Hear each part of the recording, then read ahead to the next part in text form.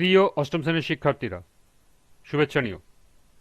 আজকে আমি তোমাদের বিজ্ঞান বিষয়ের নতুন বই থেকে ষষ্ঠ অধ্যায় পরমাণুর গঠন এর ৬৪ পৃষ্ঠা থেকে সৃজনশীল প্রশ্ন ১ সমাধান করে দেব।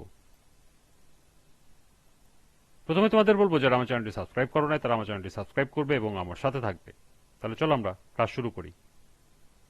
বিজ্ঞান ষষ্ঠ অধ্যায় পৃষ্ঠা নং ৬৪, সৃজনশীল প্রশ্ন ১।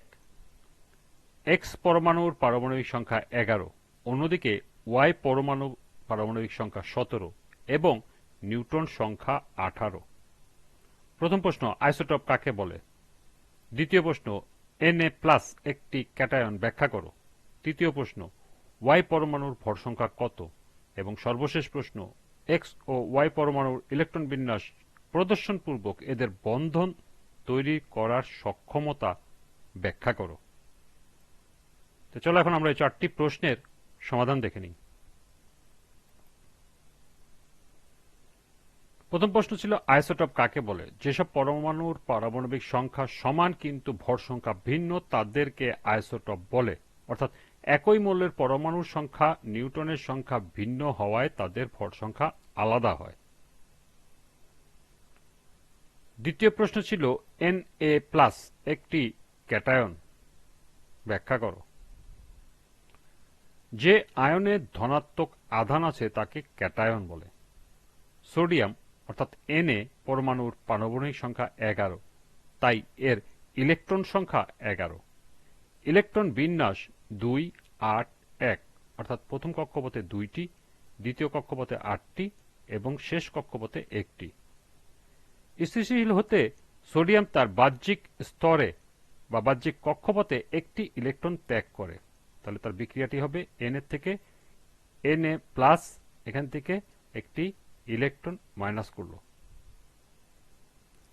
ইলেকট্রন ত্যাগ করার ফলে সোডিয়াম ধনাত্মক আধানযুক্ত আয়নে পরিণত হয়, যাকে ক্যাটায়ন বলে। তাই Na+ একটি ক্যাটায়ন। তৃতীয় প্রশ্ন ছিল, ওয়াই পরমাণুর ভর সংখ্যা কত? ওয়াই পরমাণুর পারমাণবিক সংখ্যা ১৭ এবং নিউটন সংখ্যা ১৮। তাহলে ওয়াই পরমাণুতে প্রোটনের সংখ্যা হবে এর পারমাণবিক সংখ্যার সমান, অর্থাৎ ১৭। আমরা জানি কোন মৌলের ভর সংখ্যা সমান সমান প্রোটন সংখ্যা যোগ নিউটনের সংখ্যা। তাহলে ওয়াই পরমাণুর ভর সংখ্যা কত? প্রোটন সংখ্যা ১৭, নিউটন সংখ্যা ১৮। তাহলে সর্বমোট হচ্ছে, যোগ করলে ৩৫।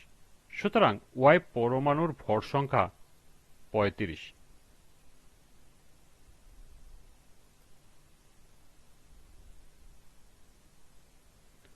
সর্বশেষ প্রশ্ন ছিল, এক্স ও ওয়াই পরমাণুর ইলেকট্রন বিন্যাস প্রদর্শনপূর্বক এদের বন্ধন তৈরি করার সক্ষমতা ব্যাখ্যা করো।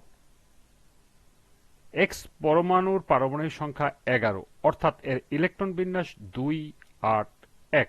সুতরাং এক্স পরমাণুটি সোডিয়াম।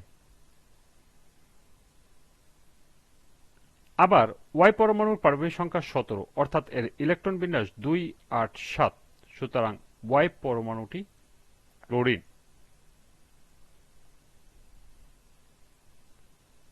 এক্স পরমাণু সোডিয়াম ও ওয়াই পরমাণু ক্লোরিন পরস্পরের নিকটবর্তী হলে সোডিয়াম পরমাণু অর্থাৎ ২, ৮, ১ একটি ইলেকট্রন ত্যাগ করে ইলেকট্রন বিন্যাস ২ আর ৮ অর্জন করে।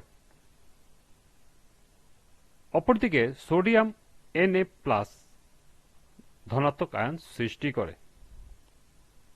অর্থাৎ এখানে প্রথম কক্ষপথে ২টি, দ্বিতীয় কক্ষপথে ৮টি, তৃতীয় কক্ষপথে একটি ইলেকট্রন থাকে। এই ইলেকট্রনটি ত্যাগ করে দেয়।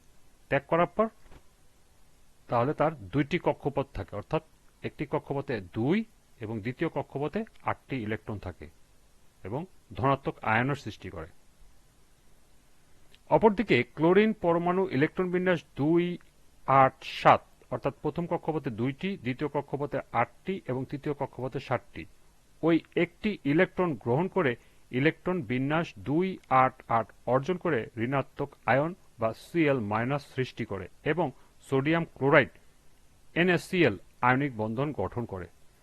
এখান থেকে যে একটি ইলেকট্রন ত্যাগ করলো সেই একটি ইলেকট্রন এখানে যোগ করলে সাথে সাথে যোগ করলে হবে 8, তখন তার বিন্যাস হয়ে যায় 2-8-8, সেটি হলো এটি। এবং তারা মিলিত হয়ে সোডিয়াম ক্লোরাইড বা NaCl আয়নিক বন্ধন গঠন করে।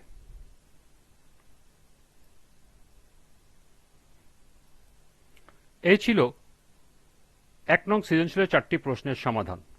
আজকের ক্লাসটি এ পর্যন্তই।